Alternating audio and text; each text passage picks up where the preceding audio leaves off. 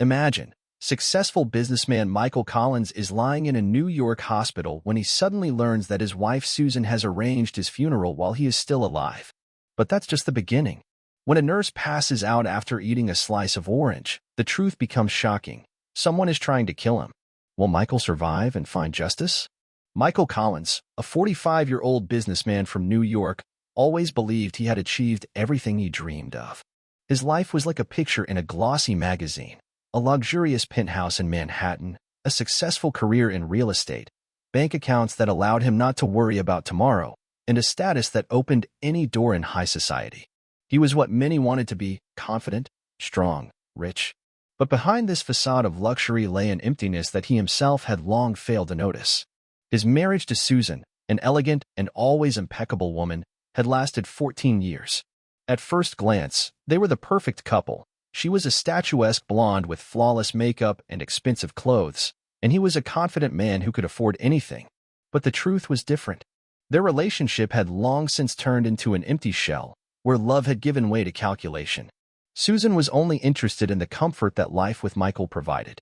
The children he had dreamed of in his youth never appeared. At first, she said she wasn't ready, and then, after she turned 40, the subject was closed forever. Michael sometimes caught himself thinking that their marriage was a performance where everyone played their part, but behind the scenes there was no warmth or sincerity. The work that had once brought him satisfaction now seemed meaningless. He built empires and made deals, but none of it brought him joy anymore. Money, houses, cars, it all became just a set of numbers and things that couldn't fill the emptiness inside. And then the health problems began. At first, it was just minor ailments, morning weakness, dizziness, tingling in his hands. He blamed it on stress and overwork, thinking that he just needed to rest and everything would pass. But the symptoms worsened. A cough that wouldn't go away, chest pain, constant fatigue, all this finally prompted him to seek medical help at a prestigious clinic in Manhattan. After conducting tests, the doctors just shrugged. "It's a strange condition," said Dr. Constantine, an elderly specialist with a reputation as an expert. "We need more time to understand the cause."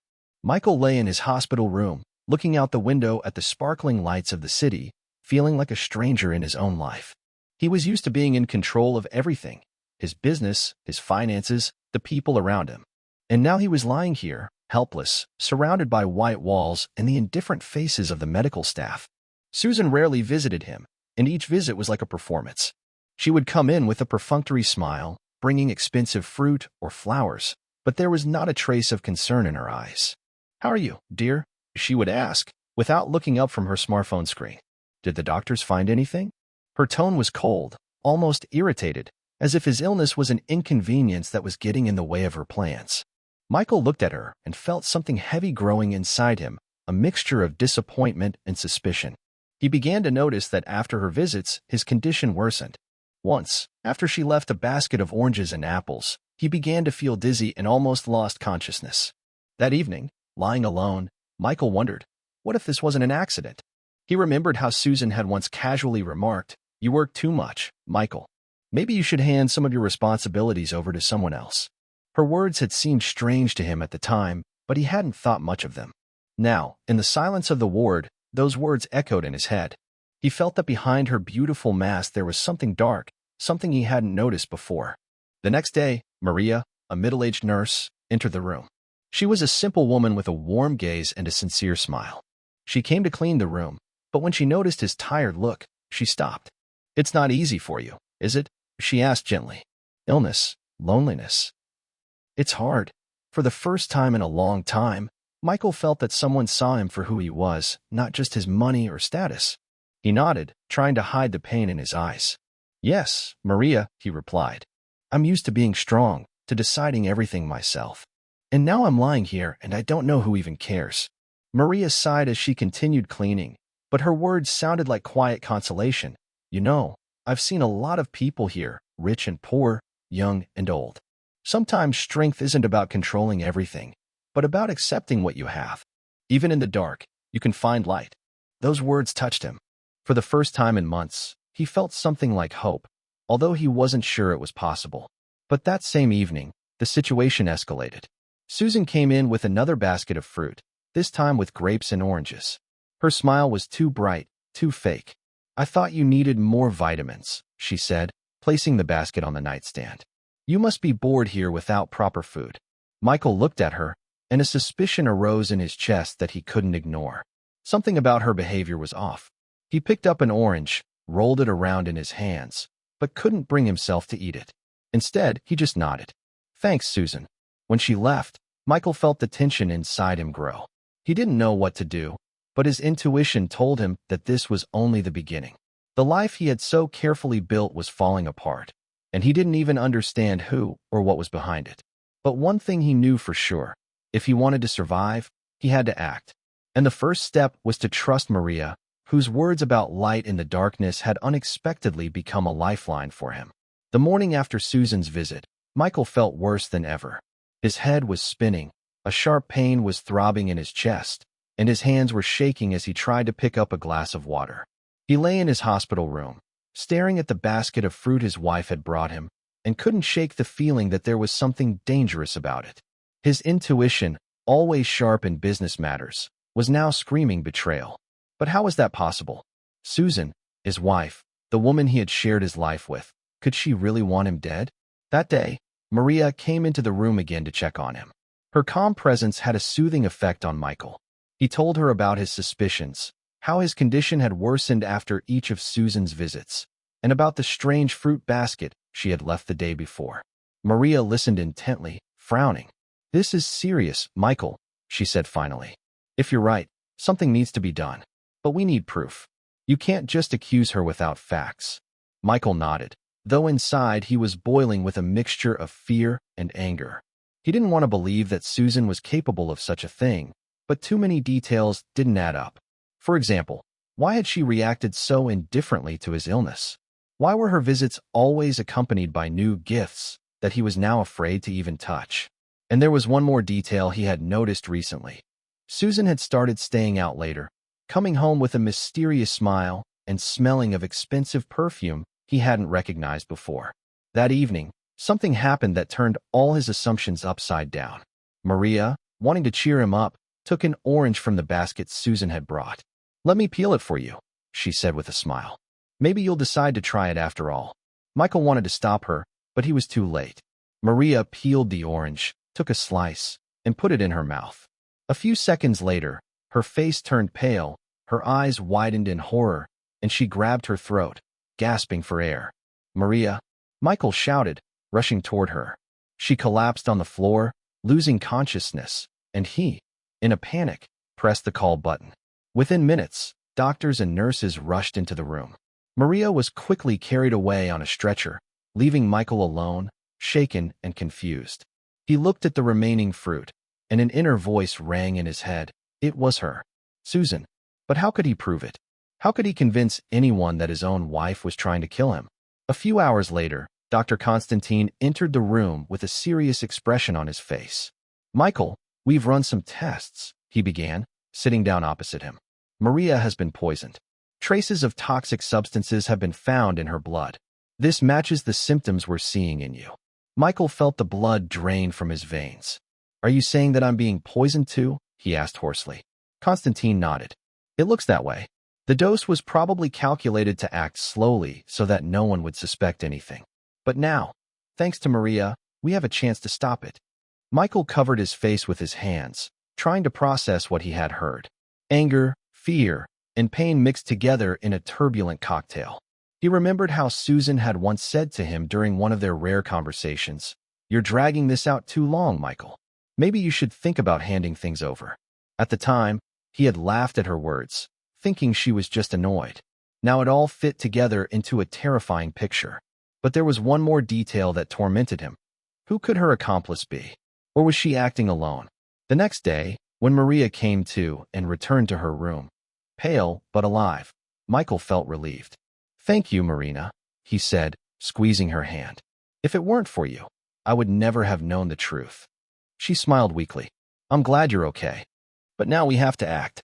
We have to find out who's behind this." That evening, Michael decided to check out his suspicions. He called his lawyer, Juan Rodriguez, and asked to see the prenuptial agreement. "Juan," he said, trying to sound calm, "I need to know what will happen if I file for divorce. And what will Susan get if something happens to me?" "Juan, An experienced lawyer immediately sensed the alarm in his voice. "Michael, are you sure everything is okay? This sounds serious." "Yes," he replied. "It couldn't be more serious." Juan called back shortly after. "There's a clause in your contract," he said. "If you get divorced, Susan gets nothing except her personal belongings and the money in her account. You insisted on that 15 years ago. But if you die, all your assets go to her unless you change your will." The words hit Michael like a bolt of lightning. He realized that Susan was playing for high stakes and that his life was nothing more than an obstacle to her. But the most shocking discovery came by accident. One of Michael's friends, with whom he was discussing his affairs, mentioned that he had seen Susan at Le Bern restaurant with a young man. "They looked very close," his friend said. "I thought it was your new partner, but then I noticed they were holding hands." Michael froze. He knew Susan was cheating on him, but now it was part of a bigger plan. Who was this man? And what did he have against him? The tension in the room became unbearable. Michael felt that time was running out. Every day could be his last if he didn't find proof and stop Susan. Seeing his state, Maria suggested, "Let me talk to the clinic security. Maybe they've noticed something suspicious." Michael agreed, although deep down he knew that the real battle was just beginning. His life, his future, everything now depended on whether he could expose the betrayal before it destroyed him completely. After Maria recovered, she became not only an ally to Michael, but also a source of strength. Together, they devised a plan to gather evidence against Susan. Michael felt that every minute counted. His health continued to deteriorate, and Susan seemed to be growing more confident in her success. He knew he had to act quickly before it was too late. The first step was to ask Dr. Constantine to run the test again. "Constantine," Michael said, trying to hide the tremor in his voice, "you need to check everything I've eaten or drunk over the last few weeks. I'm sure I'm being poisoned, and Susan is somehow involved." The doctor, though skeptical, agreed. "We'll take samples from that fruit basket and run a toxicology test." "But Michael, this is a serious accusation. You need solid evidence." Meanwhile, Maria spoke to security at Manhattan Medical. It turned out that a few days ago, Susan had come not only with fruit, but also with a small bag, which she had left in the ward, supposedly for her husband's convenience. The security guard, a young man named Tom, recalled how she looked around nervously as she left. "She looked like she was hiding something," he told Maria. "I thought it was strange, but I didn't get involved." Maria passed this information on to Michael, and he felt his suspicions confirmed. But the real bombshell came when Juan, Michael's lawyer, called with news that made his blood run cold. "Michael, I checked the records at the funeral home in Brooklyn," he began. "Susan arranged your funeral 3 weeks ago. The coffin, the cemetery plot, even the ceremony, everything has been paid for. She said you were leaving soon and wanted to have everything ready in advance." Michael froze, feeling anger and fear merge into one powerful impulse. "She's already decided I'm dead," he whispered. "But I'm still alive." Now he had enough to act. He decided to go to the New York Police Department. Together with Maria and Constantine, they prepared all the documents: test results, security guard statements, surveillance camera footage showing Susan secretly leaving things in his room. Michael felt that every detail was like a piece of a puzzle that was finally coming together to form a gruesome picture of betrayal. However, Susan was not going to give up so easily. When rumors of Michael's suspicions reached her, she launched a counterattack. She hired a PR agent to portray herself as the victim. "My husband is sick and paranoid," she said in an interview with a local TV station. "He's accusing me of terrible things, even though I'm just trying to help him." Her words sounded convincing, and the public began to have doubts. Friends who had once envied their perfect marriage now whispered behind Michael's back, wondering if he had lost his mind. But Michael wasn't about to back down. He asked Maria and wanted to find more evidence. One evening, as he lay in his hospital room trying to collect his thoughts, Maria brought him a printout of Susan's phone calls. "Look," she said, pointing to a number that appeared too often. "That's not your number or her friend's numbers. It's someone from Boston." Michael knew immediately. It could be the same man who had been seen with her at the restaurant. They decided to hire a private investigator to follow Susan. The detective, a former police officer named Robert, soon reported some shocking news. "Your wife is seeing a young lawyer named David Marshall," he said. "He works at a firm that specializes in inheritance cases. They're planning something big, judging by their conversations." Michael felt the ground slip away beneath his feet. So this wasn't just an affair, it was a conspiracy. David was probably the one who had helped Susan devise a plan to take control of his fortune after his death. The tension reached a peak when Susan came into the room the next day. Her smile was cold, but there was a flash of anxiety in her eyes. "Michael, you're acting strange," she said, sitting down next to him. "These accusations you're making. You don't think I'm capable of that, do you?" He looked at her, a wave of rage rising in his chest. "Susan," he said quietly, "I know about the funeral. And about David. Did you think you could hide that from me?"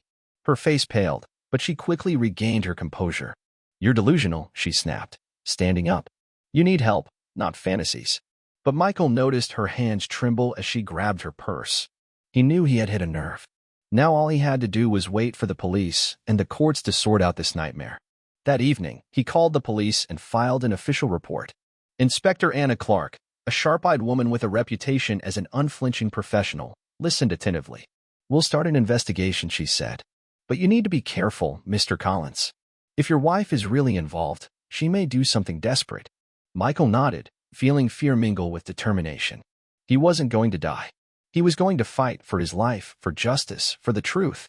After filing the report with the New York Police Department, Michael felt a new wave of tension wash over him.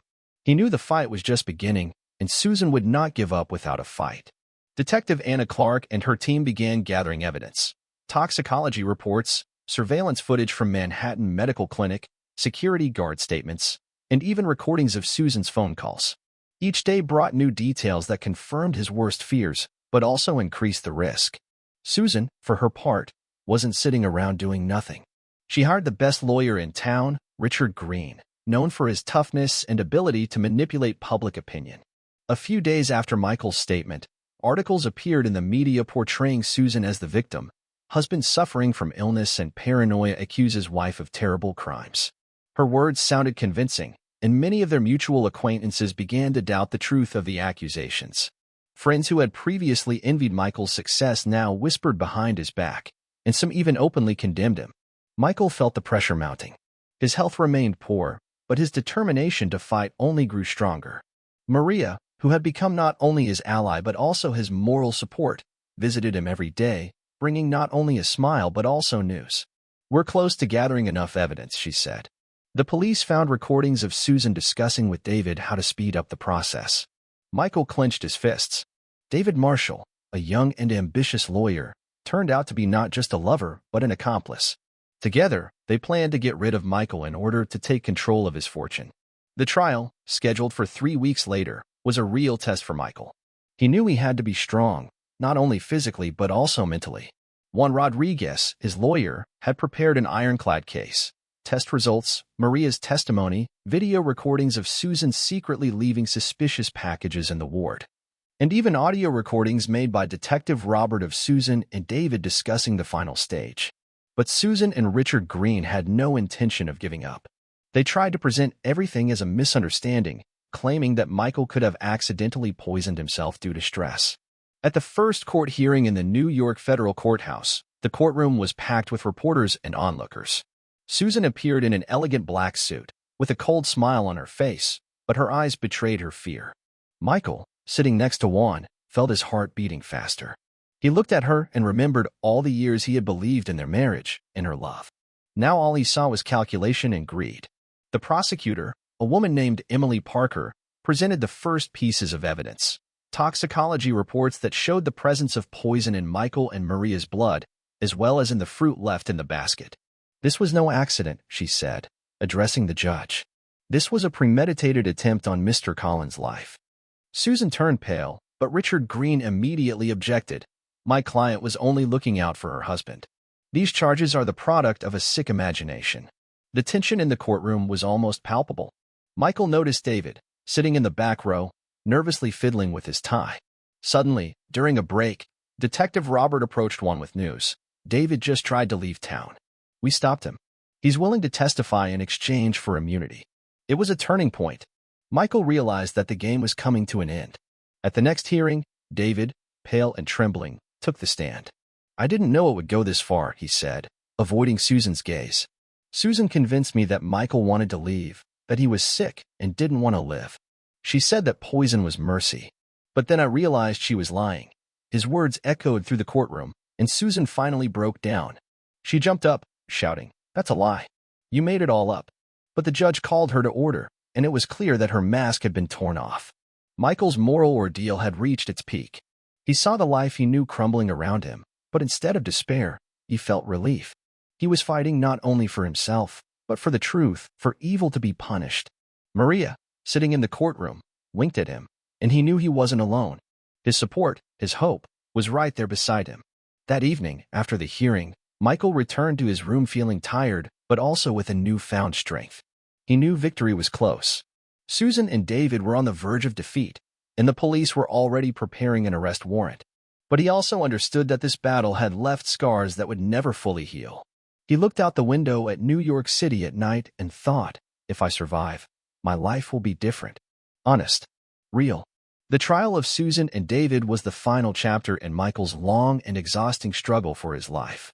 The hearings in the New York federal court continued for another week, and with each passing day, the evidence against them became more and more convincing. Prosecutor Emily Parker presented her final evidence: toxicology reports, wiretap transcripts, David's testimony, and even financial documents that showed how Susan had planned to transfer all of Michael's assets to her account after his death. The judge, an elderly man with a reputation for being strict but fair, listened carefully to all sides. Susan, despite her attempts to remain calm, began to lose control. Her lawyer, Richard Green, tried to find loopholes, but the facts were irrefutable. David, who had been granted immunity for his cooperation, confessed everything. Susan convinced me that it would be easy. She said that Michael wanted to leave, that he was sick and couldn't live a normal life. But I was wrong. It was her plan, and I became part of it. His words sounded like a sentence, and the courtroom fell silent. When the judge announced the verdict, the tension hung in the air. Susan Collins, you are charged with attempted murder and fraud, he said in a stern voice. You were sentenced to 5 years in prison with the possibility of parole after 3 years, subject to good behavior. David Marshall, you are also found guilty as an accomplice and will receive 3 years probation with community service. Susan turned pale and sank into a chair upon hearing the sentence. Her face, previously so confident and haughty, now expressed only emptiness and fear. David hung his head and remained silent, realizing that his career and reputation were ruined. Michael, sitting in the courtroom next to Juan and Maria, felt a heavy weight lift off his shoulders. He did not feel joy at their downfall, but he knew that justice had prevailed. He glanced at Maria, and she responded with a warm smile. You did it, Michael, she whispered. You stood your ground. He nodded, feeling tears of gratitude welling up in his eyes. It was not only a victory over Susan, but also over himself, over his doubts, fears, and despair. After the trial, Michael's life slowly but surely began to get back on track. He underwent treatment that helped him recover his health after a long period of poisoning. The doctors at Manhattan Medical were amazed at his resilience, but Constantine shook his hand and said, You are stronger than you think, Michael. Not only did you survive, but you found the strength to fight. Michael decided to radically change his life. He sold his penthouse in Manhattan, which reminded him of the past, and bought a small house in the suburbs of New Jersey, where the air was cleaner and life was simpler. He donated some of his money to charity, including a fund to help victims of violence, so that others could find the support he had found. He simply auctioned off the rest of his possessions that had no value to him, expensive paintings, antiques, feeling with each step that he was freeing himself from the burden of the past. Maria became not just a friend to him, but someone with whom he wanted to build a future. They often spent evenings together sitting on the porch of his new house, discussing simple things: books, movies, plans for tomorrow. In her presence, Michael found the peace and joy he had so lacked with Susan. Thank you, Marina, he said once, holding her hand. If it weren't for you, I wouldn't have survived. You showed me that true strength lies in humanity. She blushed but smiled. I only did what I had to do. You found the strength within yourself, Michael. A few months later, when life had finally settled down, Michael received a letter from Inspector Anna Clark. In it, she reported that Susan was serving her sentence at Rikers Island Prison and that David was trying to rebuild his reputation through community service, but the public had rejected him. Your story is an example of how the truth can prevail, Anna wrote. You inspire others not to give up. Michael put the letter on the table and went outside. The sun was setting behind the horizon, painting the sky in warm shades of orange and pink. He stood there, looking at the world, which now seemed so clean and new to him. His life of glitz and illusion was behind him. Now he knew that true value wasn't found in money or status, but in honesty, support, and hope. He turned to Maria, who had come out to meet him, and smiled. "Thank you for everything," he said quietly. "Now I am ready to live a real life." Their silence was filled only with the sounds of nature and the inner peace that Michael had finally found. He knew that many challenges lay ahead, but now he was not alone. Justice had been restored, the traitors punished, and he had found his way to a new, honest life. It was a victory not only over his enemies, but also over himself, over his fears, doubts, and false values. And with that thought, he stepped into a future full of hope and light.